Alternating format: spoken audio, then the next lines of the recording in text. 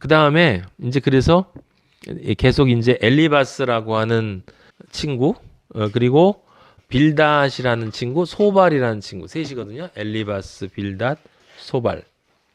조금 똑똑한 애가 있고 조금 덜 똑똑한 애가 있고 조금 논리적인 애가 있고 조금 논리적이지 못한 애가 있는데 어쨌든 이 셋이 나타나서 정확하게 욥이 생각하고 있는 그 자기 의를 집중적으로 공격을 해요. 집중적으로 공격을 해서 그 욥 안에 있는 그 실체가 확실하게 드러나도록 하는 거예요. 하나님 아버지 앞에 그 욥이 짓고 있는 죄가 무엇인지가 분명하게 드러날 때까지 계속 반복해서 공격을 해요.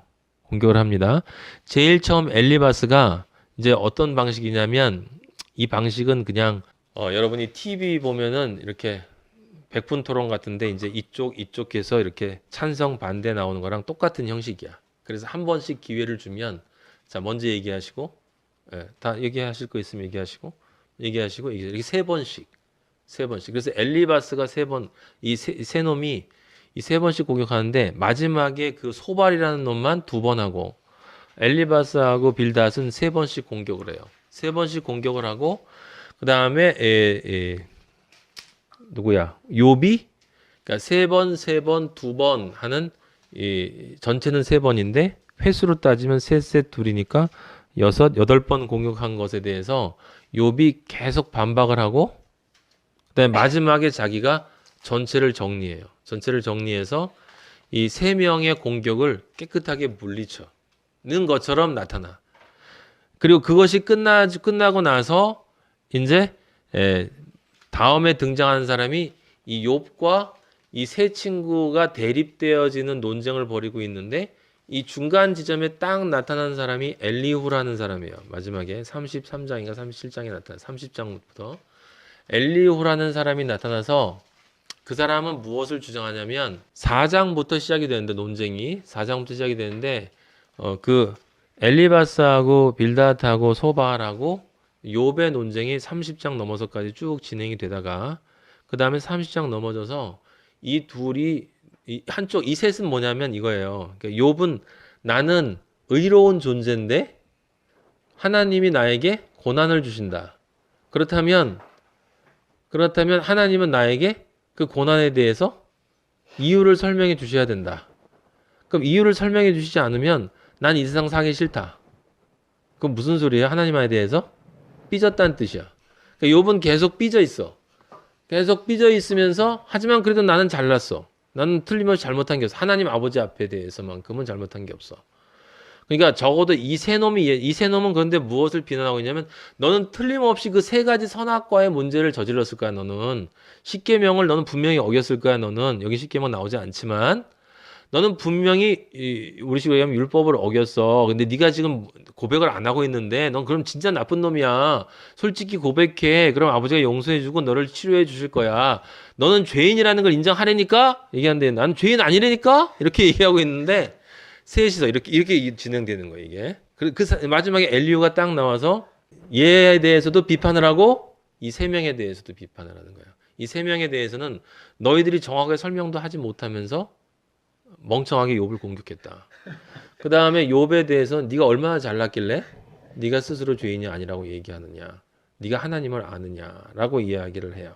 그래서 이 엘리후는 욥에게 어떤 가능성을 제시해 주냐면 이 둘이 다 욥과 세 친구들이 똑같은 전제를 가지고 있거든. 의인은 복을 받고 악인은 벌을 받는다. 근데 엘리후는 무슨 얘기냐면 의인도 벌처럼 보이는 것을 받을 수 있다. 그것은 아버지가 의인을 훈련하기 위함이다. 라는 이야기를 하고 또 하나는 아버지가 어떤 분인지 너는 알 수 없는데 네가 스스로 너 자신을 아버지를 평가하고 있다. 지금 판단하고 있다. 라고 하는 사실은 정확한 이야기를 하고 그게 이제 이어진 다음에 마지막으로 하나님이 등장을 해서 욥에게 계속 물어봐요. 너 이거 알아? 이거 알아? 이거 알아? 세 장에 걸쳐서 계속 물어봐. 너 태양이 나올 때 너 태양이 어떻게 생긴지 알아? 너 땅하고 바다 갈라질 때 너 네가 봤어? 너 바다 밑에 호수 같은 게 있는 거 알아? 너 리워야단 악어라고도 불리고 또 용이라고 불리는 걔가 어떤 놈인지 봤니? 어떻게 행동하는지 알아? 넌 이 우주에 있는 것들이 어떻게 움직이니 아니? 중요한 건 뭐냐면 하나님이 질문하시는 그 모든 질문 잘 들으세요. 하나님이 질문하신 그 질문들의 특징이 뭐냐면 그 중에 그 수십 가지 질문을 하는데 거의 100개 가까운 것 같아요. 한 문장에 하나씩이니까. 그런데 그 질문들에 대해서 단 하나도 욥이 대답할 수 없는 질문들이에요. 그 질문들만 하나님이 하셨다는 게 중요한 거야. 그러니까 이런 질문을 했냐 저런 질문을 했냐가 중요한 게 아니라 아버지가 욥에게 질문한 그 질문들 가운데 단 하나도 욥은 대답을 할 수 없었다라는 사실이 중요합니다. 예. 그리고 나서 이제 욥이 회개를 해요. 회개를 합니다. 그 유명한 장면이 있는데 여러분 그걸 한번 잠깐 볼까요? 자, 하나님은 거기 적어 놓으세요. 38장 1절에서부터 나타나셔가지고 41장 34절까지 질문하세요. 그래서 이제 그 중간중간에 욥이 아유 죄송합니다 이해하다가 마지막에 이제 42장 1절에서 하나님의 질문이 다 끝나고 하나님은 내가 이래서 너한테 뭐 했어 이런 얘기를 전혀 설명하지 않아요. 전혀 설명을 하지 않고 그냥 질문만 하시고 끝냅니다. 근데 욥이 바로 회개를 해요. 42장 1절에 보면 욥이 여호와께 대답하여 이르되 주께서는 못하실 일이 없사오며 무슨 계획이든지 못 이루실 것이 없는 줄 아오니 무지한 말로 이치를 가리는 자가 누구이니까. 이게 지금 38장 1절에서 우리 하나님 아버지가 나타나시면서 제일 처음 하신 말이 무지한 말로 이치를 가리는 자가 누구냐라고 얘기하고 나오거든요. 그게 나다라는 얘기를 하는 거죠. 욥이 접니다. 제가 바로 그 어리석은 자였습니다. 나는 깨닫지도 못한 일을 말하였고 스스로 알 수도 없고 헤아리기도 어려운 일을 말하였나이다. 이것을 제가 말하겠사오니 주는 들으시고 제가 주께 묻겠사오니 주여 내게 알게 하옵소서. 이제 이거는 따지는 질문이 아니라 긍휼의 질문인 거예요. 긍휼에 대한 질문. 그 십자가의 오른쪽 죄수가 나를 기억하여 주시옵소서라는 그런 간절한 긍휼의 질문이에요.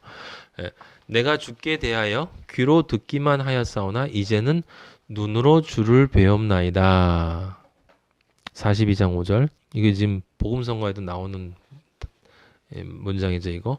내가 주께 대하여 귀로 듣기만 하였사오나 이제는 눈으로 주를 배옵나이다. 이게 무슨 말이냐면 귀로 듣기만 해. 근데 이제 눈으로 직접 보니까 이제 믿겠습니다라고 하는 말이 아니에요, 여러분. 그러면 욥은 가시적인 표적만 구하는 사람이 되는 거예요. 하나님 아버지를 눈으로 봤으니까 이제 믿겠다라고 하면 그게 믿음입니까? 그건 믿음이 아니에요.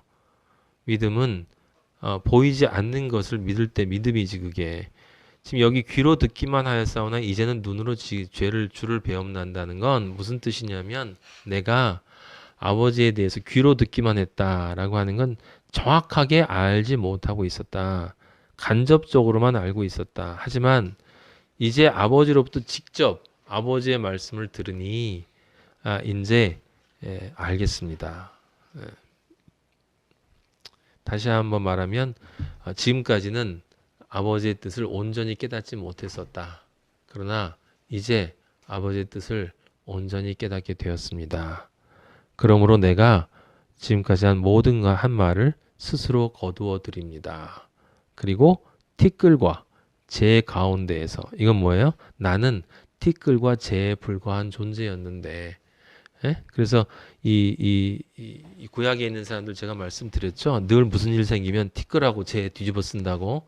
그건 뭐냐면 내가 이런 존재에 불과하다라고 하는 이제 회개의 표현이면서 겸손의 표현이에요. 근데 이제 그걸 사람들은 또 형식적으로만 했었는데 욥은 형식적으로 하는 게 아니라 정말 티끌과 재에 불과한 내가 하나님 아버지에 대해서 감히 하나님 아버지한테 이런저런 요구를 하고 불평을 하고 불만을 하고 심지어 사실은 따지고 내 마음속 깊은 곳에서는 그리고 말은 하지 않았지만 의로운 존재에게 이런 고난을 준 것은 불의합니다 라고 하는 뭘 한 거예요. 하나님 아버지를 심판까지 했어요. 심판까지. 욥이 그런 나를 회개합니다 라고 이야기를 했어요.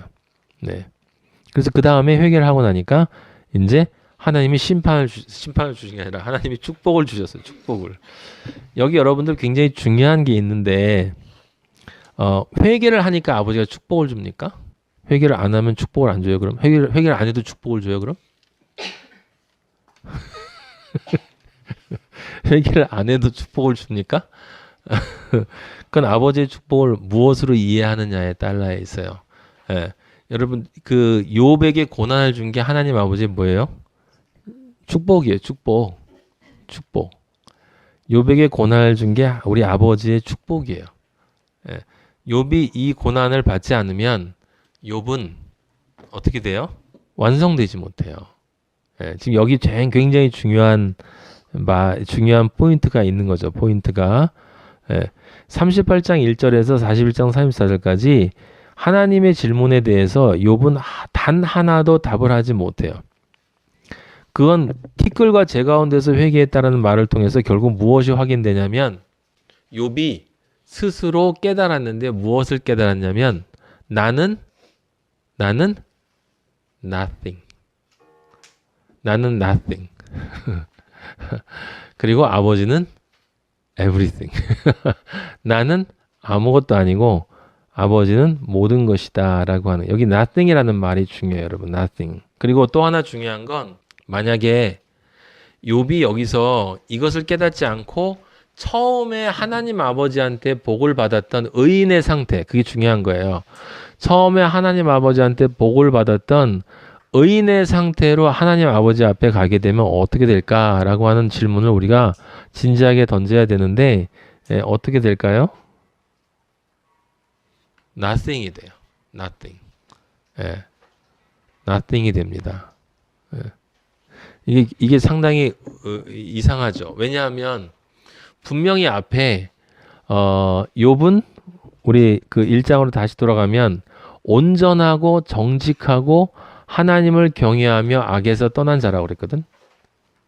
그러면 이건 계시록에서 행위 온전한 자들을 얘기하는 그런 그리스도인들하고 똑같은 표현이에요.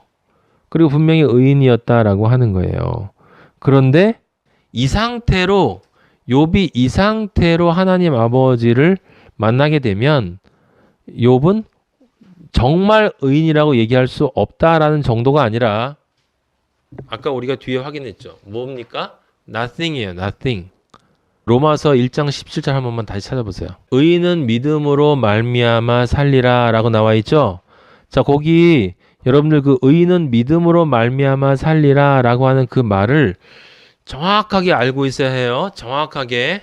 무슨 뜻이냐면 자, 의인은 믿음으로 말미암아 살리라 라고 하는 건 첫 번째 뜻은 의인은 오직 믿음에 의거해서만 구원받는다라는 뜻이야. 의인은 오직 믿음에 의해서만 구원받는다라는 뜻입니다. 그 말은 틀린 말이 아니에요. 정확한 말입니다. 그런데 그 첫 번째 말이 온전하게 되기 위해선 의인은 오직 그렇게 자신을 의인으로 만들어준 그 믿음으로 말미암아서만 자신의 나머지 인생을 산다라는 뜻이야. 알겠어요? 그 믿음에 의해서만 자신의 나머지 인생을 산다라는 뜻이야. 그래서 지금 그 두 가지 문장을 의인은 오직 믿음으로 말미암아 살리라라고 하는 말은 첫째는 구원은 오직 믿음에 의해서만 이루어진다는 뜻이고 둘째 오직 믿음에 의해서 구원받은 사람은 반드시 그 믿음에 의해서만 산다라는 뜻이야. 그러면 그 두 가지를 합치면 한 문장으로 줄이면 뭐가 돼요? 내 믿음대로 될지어다야. 내 믿음대로 될지어다. 그러면 지금 여러분들이 분명히 알아야 될 거는 욥기 1장 1절에서 5절 사이에 나와 있는 욥의 모습은 내 믿음대로예요. 내 믿음대로의 상태야. 내 믿음대로의 상태. 그리고 우리가 읽은 욥의 마지막 그 축복받은 거는 될지어다예요. 될지어다. 될지어다. 그러니까 욥은 1장 1절에서 5절에 나와 있는 그 모습은 이제 영적인 의미에서 바라보면 그 욥이 가지고 있는 믿음의 상태다라고 생각을 한다면 욥이 마지막에 복을 받은 그 상태는 욥이 실제로 그 믿음을 살아낸 것을 뜻하게 되는 거예요. 살아낸 것을. 믿음의 사람이 된 거야. 완성되는 거야. 완성.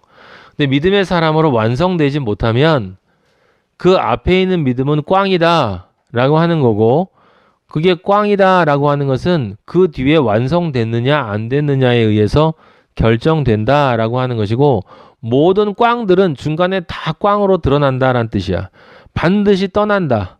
반드시 떠나지 않는 애들도 거의 100m 끝에 99m 가가지고 가짜임이 판명나요.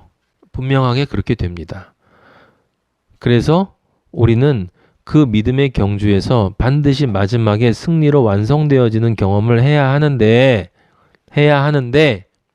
지금 욥이 이 사이에 겪었던 것이 무엇인가를 생각해야 되는 것이 바로 우리가 그리스도와 함께 그리스도의 남은 고난을 받고 그 다음에 그리스도의 장성한 분량까지 이르는 것이고 그 다음에 또 하나는 내 믿음대로 될지어다로 되기 위해서는 우리가 어떤 존재가 되어야 돼. 우리의 믿음 생활 속에 어떤 것이 나타나야 하는가라고 하는 것이 이제 쓰여 있는 게 바로 욥기예요. 그러니까 믿음에서 내가 처음 아버지 복음을 듣고 그 다음에 그 복음이 믿어져서 예수 그리스도가 나를 위해 심판받았다라는 것과 그 다음에 내가 이제 죄를 회개하면 하나님의 자녀가 된다는 것을 믿고 그래서 그것을 믿는 그 믿음으로 인해서 우리는 뭐가 됐어요? 하나님의 자녀가 됐어. 믿음 안에서 하나님의 자녀가 됐어. 그런데 믿음 안에서 하나님의 자녀가 된 그 자는 이미 하나님의 자녀지만 아직 하나님의 자녀가 아니야. 이미 하나님의 자녀지만 아직 하나님의 자녀가 아니야. 여러분들은 이걸 분명히 알고 있어요. 이 양면성을. 이미 하나님의 자녀지만 아직 하나님의 자녀가 아니에요. 그래서 이미 하나님의 자녀인 것은 기쁨으로 나한테 늘 오고 아직 하나님의 자녀가 아닌 것은 나에게 자주 고통으로 다가와요. 그런데 그 이미 하나님의 자녀가 된 것이 아직 하나님의 자녀가 되지 못한 것을 감싸고 있기 때문에 하나님이 나를 이끌어 가셔서 그 아직을 반드시 임의로 만들 것이라는 것. 사실 하나님의 뜻 가운데에서는 임의가 되었다라고 하는 것을 내가 믿고 있기 때문에 그 아직의 어려움 속에서도 찬양할 수 있는 거예요. 그리스도인이. 그게 믿음이야. 그게 믿음에서 이루어지는 이 믿음에서 발생한 진짜 믿음. 삶 속에서 증명되어지는 믿음. 삶 속에서 증명되어지는 그 믿음이 없으면 그 앞에 아무리 믿는다 해도 소용이 없고 아무리 종교적인 무슨 일을 해도 소용이 없다라고 하는 거예요. 그래서 그 믿음은 실제 살아있는 믿음이냐 살아있지 않은 믿음이냐라고 하는 것은 지금 욥이 당하는 그 고난이 왔을 때 드러난다라고 하는 것인데 그것은 첫 번째로는 반드시 선악과를 통해서 나타난다. 그건 무슨 얘기냐? 그리스도인에게는 반드시 선악과의 시험이 온다는 거야. 그리스도인에겐 반드시 선악과의 시험이 와요. 먹고 사는 문제 때문에 신앙이 흔들릴 때가 있고 그 다음에 즐기고 노는 것 때문에 신앙이 흔들릴 때가 있고 그리고 다른 사람들에 대한 나를 어떻게 평가하는가라는 이러한 문제들로 인해서 시험이 반드시 온다라고 하는 거예요. 근데 그때 우리는 절대로 하나님에 대한 믿음을 잊어버리면 안 된다. 아니, 잊어버리면 안 된다가 아니라 그리스도인은 잊어버릴 수가 없어요. 잊어버릴 수가 없어. 근데 거기에서 이제 말로 실수를 하는 경우가 있는데 그런 경우에는 지금 욥처럼 예수 그리스도를 통해서 발을 다시 씻으면 돼요. 씻으면 되는데 문제는 뭐냐면 그런 시험이 왔을 때 하나님 아버지로부터 떨어져 나가면 안 된다라고 하는 것이 하나고 또 하나는 진짜 중요한 건데 그 시험을 즐기면 안 돼요. 자, 다시 한번 얘기해요. 즐기지 마세요. 그 시험을 즐기지 마요. 이게 어떤 의미인지를 여러분이 잘 생각해 봐요. 이미 설명은 다 여러 번 수없이 해서 수없이. 그리스도인은 반드시 성장해요. 여러분 지금 보셨지만 우리 요엘이랑 다혜가 많이 컸지. 보이지 않아도 커. 살아있는 생명체는 반드시 커. 다시 한번 얘기합니다. 살아있는 생명체는 반드시 커요. 살아있는 생명의 영 반드시 커. 반드시 자랍니다. 물레방아처럼 계속 내 생각에 죄짓고 회개하고 찬양하고 감동받고 말씀 듣고 그 다음에 으싸 하고 또 나가선 또 죄짓고 또 들어와서 이렇게 계속 반복하면서 또 머리가 좋으니까 이거 반복하면서 그래도 나는 몰라도 아마 이런 가운데도 아버지가 날 잘하게 해주고 계실 거야. 이런 아주 교활한 말을 하기도 하는데 그거는 기독교인들이 그렇게 하는 거고 그리스도인은 그렇게 할 수도 없고 그렇게 해서도 안 되겠죠.